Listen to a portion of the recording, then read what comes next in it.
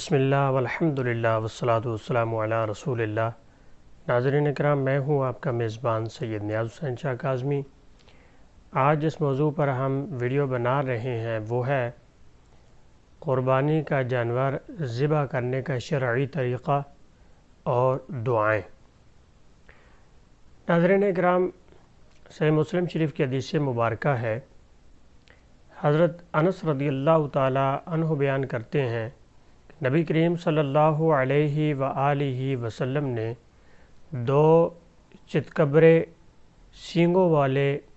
مینڈوں کی قربانی فرمائی۔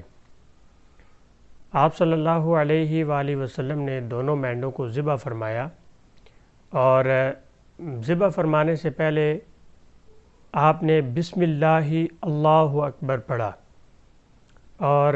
آپ صلی اللہ علیہ وآلہ وسلم نے اپنا قدم مبارک ان مینڈوں کے پہلو پر رکھا۔ اسی طرح مسلم شریف کی ایک اور حدیث مبارکہ ہے، ام المومنین حضرت عائشہ صدیقہ رضی اللہ تعالی عنہا فرماتی ہیں کہ نبی کریم صلی اللہ علیہ وآلہ وسلم نے ایک سینگوں والے مینڈے کو لانے کا حکم فرمایا کہ جو تاریکی میں چلتا ہو، تاریکی میں بیٹھتا ہو، تاریکی میں دیکھتا ہو، یعنی کہ جس کی آنکھ، پیٹ اور پاؤں سیاہ ہوں۔ تو جب ایسا مینڈا آپ کی خدمت اقدس میں لایا گیا تو آپ صلی اللہ علیہ وآلہ وسلم نے فرمایا کہ عائشہ چھری لے کر آئیں، اور پھر فرمایا کہ چھری کو پتھر پر تیز کرو۔ تو آپ فرماتی ہیں کہ میں نے چھری کو تیز کر کے دیا تو آپ صلی اللہ علیہ وآلہ وسلم نے چھری کو لیا اور مینڈے کو آپ نے پکڑا اور اسے لٹایا، اور پھر آپ نے فرمایا بسم اللہ، اے اللہ، محمد صلی اللہ علیہ وآلہ وسلم کی طرف سے، محمد صلی اللہ علیہ وآلہ وسلم کی آل کی طرف سے،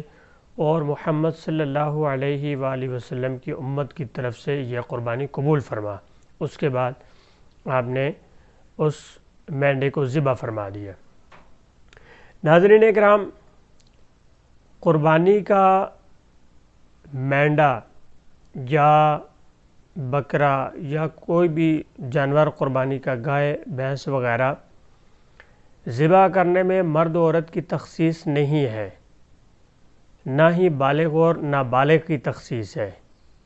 یعنی مرد ذبح کر سکتا ہے تو عورت جسے جانور ذبح کرنے کا طریقہ معلوم ہو وہ بھی کر سکتی ہے۔ ایسے ہی بالغ شخص قربانی کا جانور ذبح کر سکتا ہے، تو وہیں نابالغ بچہ ایسا کہ جو سمجھدار ہو، جسے قربانی کا طریقہ معلوم ہو، وہ بھی قربانی کا جانور ذبح کر سکتا ہے۔ کوشش کرنی چاہیے کہ قربانی کا جانور اپنے ہاتھ سے ذبح کریں، اور اگر ایسا نہیں کر سکتے، خود معلوم نہیں ہے طریقہ، تو جس کسائی کو بلاتے ہیں تو احتیاطاً اس کے بارے میں جانچ کر لینی چاہیے کہ وہ مسلمان ہے یا نہیں۔ اول درجہ یہ ہے کہ کسائی مسلمان ہونا چاہیے، ترجیح اسی کو ہے کہ کسائی مسلمان ہونا چاہیے۔ گاؤں دیہات میں تو یہ مشکل نہیں ہے کہ گاؤں دیہات میں یہ معلوم ہو جاتا ہے، کیونکہ اسی علاقے سے چھوٹے چھوٹے قصبے ہوتے ہیں، اسی علاقے سے کسائی ہوتے ہیں، ان کے بارے میں معلوم ہوتا ہے، ان کی نسلوں کے بارے میں معلوم ہوتا ہے کہ یہ مسلمان ہے اور کس ذات سے تعلق رکھتا ہے، اس کے بارے میں ساری انفارمیشن ہوتی ہے لوگوں کو۔ شہروں میں ایسے ہوتا ہے کہ شہروں میں قربانی کے دنوں میں دور دراز علاقوں سے، دور دراز شہروں سے، دور دراز دیہی علاقوں سے لوگ اٹھ کے شہروں کی طرف رخ کرتے ہیں جانور ذبح کرنے کے لیے، تو ان کے بارے میں شہری آبادی کے لوگوں کو معلوم نہیں ہوتا کہ وہ مسلمان ہیں یا نہیں۔ تو شہر میں رہنے والے لوگوں کو چاہیے کہ جب کوئی کسائی آئے تو اس کسائی سے کنفرم کریں کہ وہ مسلمان ہے یا نہیں۔ مسلمان ہے تو یہ تو بہت اچھی والا بات ہے، اور اگر مسلمان نہیں ہے تو پھر جاننا چاہیے کہ وہ اہل کتاب ہے یا نہیں۔ اہل کتاب سے مراد یہودی یا عیسائی۔ اگر یہودی یا عیسائی ہے تو اب وہ تکبیر پڑھ کے بسم اللہ اللہ اکبر پڑھ کے جانور کو ذبح کرے گا تو اس کا ذبیحہ حلال ہوگا۔ اہل کتاب کے علاوہ کسی سے قربانی کا جانور ذبح نہ کروائیں۔ لیکن اکثر ہمارے ہاں مسلمان ہی ذبح کرتے ہیں، قصائی جو ہے وہ مسلمان ہی ہوتے ہیں۔ احتیاطاً یہ مسئلہ میں نے بیان کر دیا۔ اب جاننا چاہیے کہ قربانی کے جانور کو بھوکا اور پیاسا ذبح نہیں کرنا چاہیے، بلکہ اسے ذبح کرنے سے پہلے چارہ اور پانی دینا چاہیے، اور پھر ایک جانور کے سامنے دوسرے جانور کو بھی ذبح نہیں کرنے چاہیے۔ اکثر و بیشتر جو ہے وہ جانور جب ایک جانور کے سامنے دوسرے جانور کو ذبح کیا جاتا ہے تو وہ بدک جاتا ہے اس کو دیکھ کے خوف کی وجہ سے، تو ایسے ماحول خراب ہوتا ہے، بھاگ جاتے ہیں جانور، پھر لوگ پیچھے بھاگتے رہتے ہیں۔ تو کوشش کرنی چاہیے کہ ایک جانور کے سامنے دوسرا جانور ذبح نہیں کرنا چاہیے، اور جانور کے سامنے چھری بھی تیز نہیں کرنی چاہیے کہ اس سے بھی وہ ڈر جاتا ہے اور اس جانور کے بھاگنے کا خدشہ ہوتا ہے۔ ایسے ہی جب جانور قربانی کے لیے لایا جائے تو جگہ کو دیکھنا چاہیے کہ ہموار جگہ ہو، کچھ نرم جگہ ہو، کنکر اور پتھر نہ ہوں کہ جب آپ گرائیں گے بڑے جانور کو تو وہ اسے لگیں گے تو اسے تکلیف ہوگی۔ تو قربانی کے جانور کو تکلیف سے حتی الامکان بچانا جو ہے وہ اچھا ہے۔ اور جب اسے قربانی کے لیے لٹائیں تو بائیں پہلو پر اسے آپ گرائیں تاکہ اس کا رخ قبلہ رخ وہ ہو، یعنی کہ قبلے کی طرف جانور کا منہ ہو۔ ایسے گرائیں کہ بائیں پہلو پر گرے اور قبلے کی طرف اس کا منہ ہو۔ اس کا فائدہ یہ ہوگا کہ آپ کو دائیں ہاتھ سے چھری چلانے میں آسانی ہوگی۔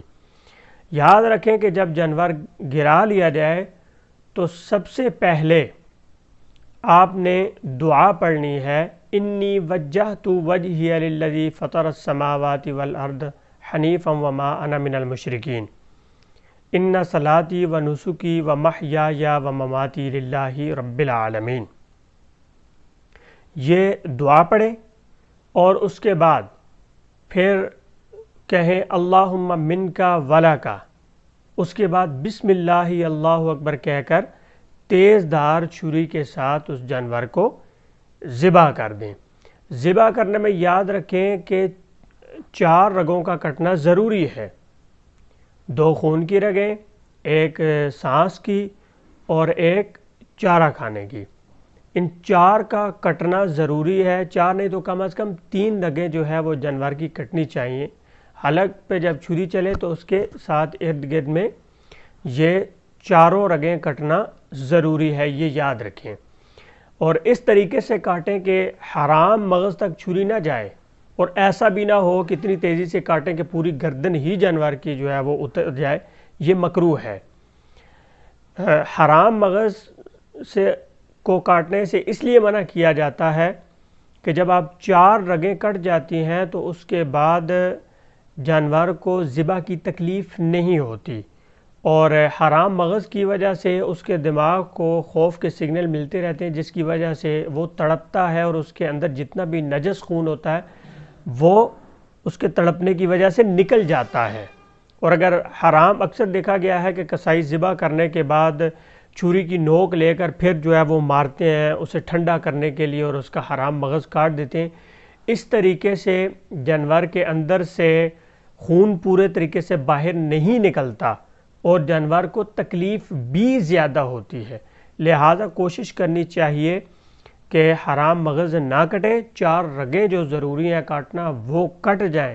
حرام مغز رہنے دے تاکہ وہ تڑپے اور اس کے جسم کے اندر سے خون جتنا بھی ہے نجس وہ نکل جائے، بہہ جائے۔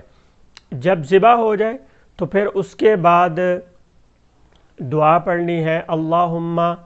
تقبلہ منی کما تقبلت من حبیبک محمد صلی اللہ علیہ وآلہ وسلم و خلیلک ابراہیم علیہ السلام۔ اور اگر جانور ذبح کرنے والا قصائی ہے تو پھر وہ منی کی جگہ من کہے گا، من کہنے کے بعد پھر جس کی طرف سے وہ قربانی کر رہا ہے اس شخص کا نام لے گا۔ اور یہ بھی یاد رکھیں کہ اکثر ایسا ہوتا ہے کہ جب کسائی سے ذبح کروا رہے ہوتے ہیں تو خود بھی جو ہے وہ چھری کے اوپر جو ہے قربانی کرنے والے جو شخص ہے وہ بھی ہاتھ رکھتا ہے،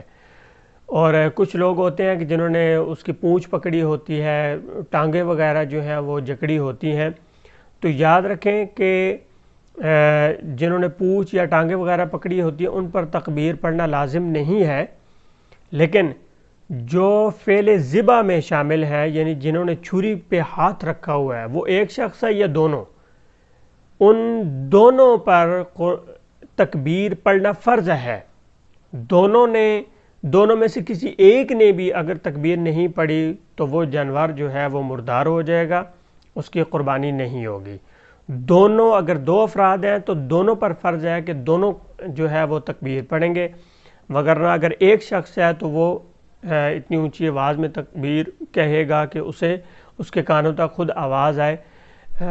یہ بہت ضروری ہے، یہ فرض اگر ادا نہیں ہوگا تو جانور مردار ہو جائے گا، اس کی قربانی نہیں ہوگی۔ پھر سن لیجئے کہ جانور ذبح کرتے ہوئے چھری پر اگر دو افراد نے ہاتھ رکھا ہے تو دونوں پر تکبیر پڑھنا فرض ہے، اور اگر ایک ہی شخص ہے تو اس پر بھی فرض ہے تکبیر، وہ کہے گا تو تب جانور حلال ہوگا۔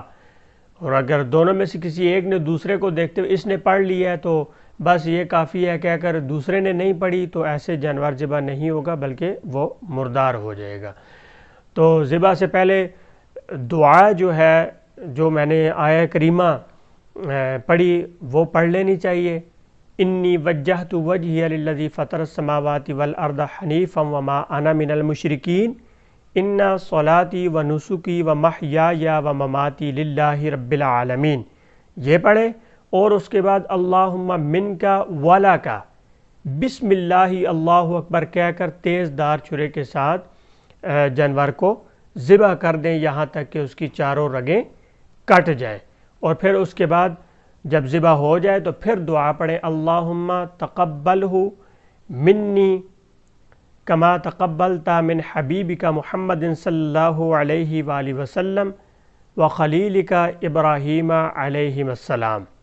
اگر کسائی ذبح کر رہا ہے